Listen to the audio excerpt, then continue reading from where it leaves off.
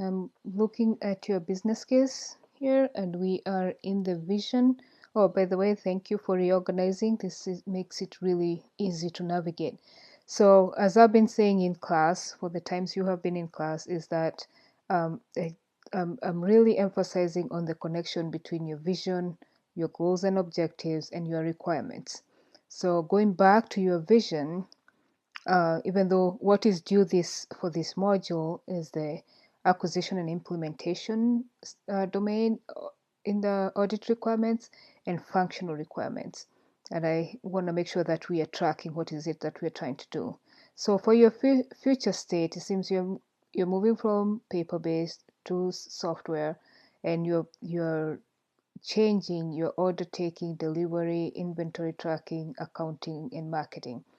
So all these, your future state is that all these things are going to be now done in an automated way where things are easy to track with software.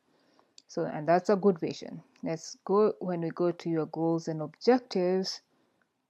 So you have the objective of an audit objective. So you are auditing your current system, which is fine. So phase two, so for the purpose of this project is that the only thing you're doing will be phase one. So all these objectives in phase two and phase three should all be in phase one, because that's what you'll be delivering. So phase two will be after this system is being implemented, what's next? So the next thing could be you could talk about monitoring and evaluation, you could talk about training, you could talk about something else, but all these steps here are really belong to phase one, because that's what you'll be doing for this course. So I would advise consolidating all these goals and objectives to really talking about the phase one part. The phase one focus of phase one part is the design and implementation of your future state requirements. So what is it that you're trying to do? What is it that you need to do to accomplish it?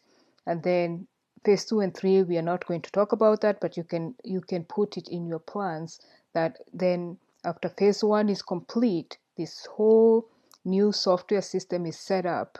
So phase two could be monitoring and evaluating and redevelopment, and phase three could be adding something else into your system or something else. But for this part, their goal and objectives are broken down into three phases, which should be one phase. So what I'm saying is take all this that you have, consolidate, and really boil down these bullet points. Should be one sentence.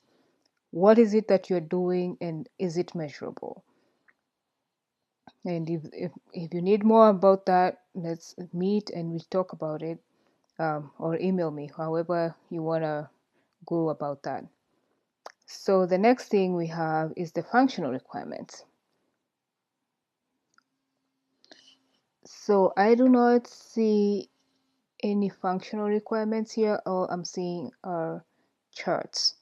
So functional requirements, if you look at the CRM business case, you will see that functional requirements is what is required to make your goals and objectives succeed. And you all missed class last time, and we went through a great detail about this. That's the problem of missing class, is that even though you have a process here, which, by the way, I cannot read these charts and they are not clickable, so I cannot enlarge them.